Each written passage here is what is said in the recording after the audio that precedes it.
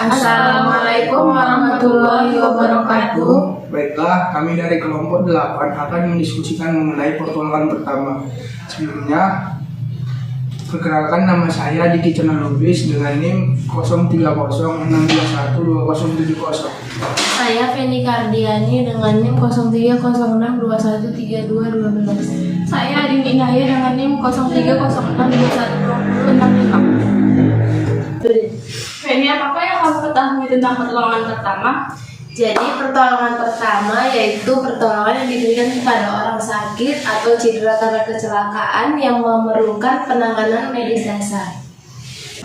Diki, apa tujuan dari pertolongan pertama dan menurutmu mengapa pertolongan pertama itu penting? Nah, jadi pertolongan pertama itu penting karena pertolongan pertama bertujuan untuk menyelamatkan nyawa seorang agar tidak meninggal di tempat, mencegah cacat seperti luka bakar, dan memberikan rasa nyaman serta mempercepat penyembuhan. Jadi sebagai seorang penolong pertama, apakah kewajiban yang harus dimiliki? Nah, jadi sebagai seorang penolong pertama, kita perlu menjaga keselamatan diri, anggota tim, penderita, dan orang di sekitarnya. Kemudian menjangkau penderita, kemudian mengenali dan mengatasi masalah yang mengancam nyawa. Kemudian meminta bantuan ataupun rujukan, lalu memberikan pertolongan dengan cepat dan tepat sesuai keadaan penderita. Kemudian membantu penolong yang lain, lalu menjaga kerahasiaan medis penderita, kemudian melakukan komunikasi dengan petugas lain yang terlibat, serta mempersiapkan penderita untuk ditransportasi atau dirujuk ke fasilitas kesehatan.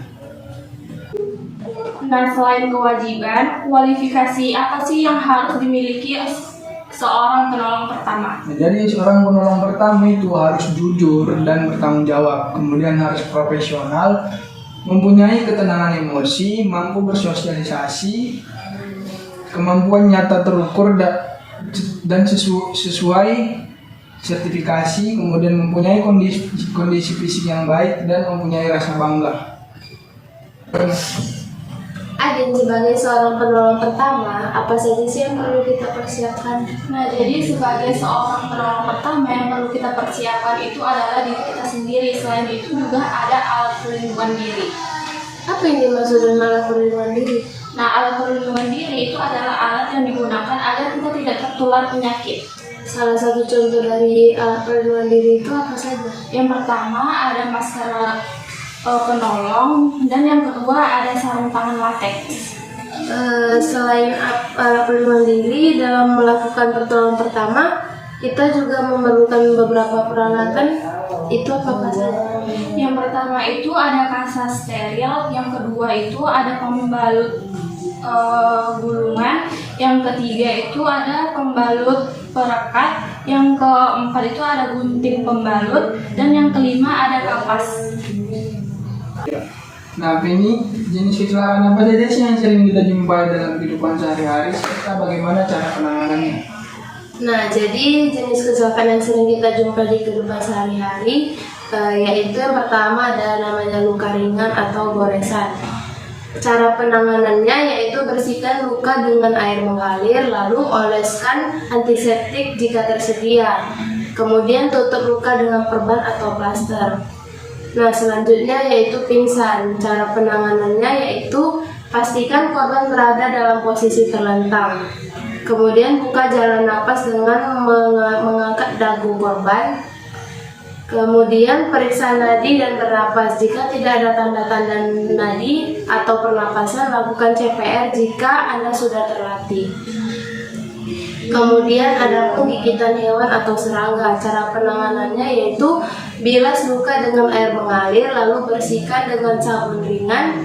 Kemudian gunakan antiseptik jika tersedia, lalu hubungi profesional medis jika gigitan dari hewan berpotensi membawa penyakit menular.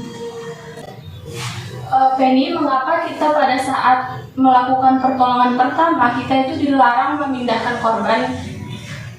Karena pada umumnya dalam pertolongan pertama ada prinsip penting yang disebut dengan prinsip imobilisasi yang menggarisbawahi bahwa Anda harus menghindari memindahkan korban kecuali dalam situasi tertentu yang memerlukan tindakan segera untuk melindungi nyawa korban.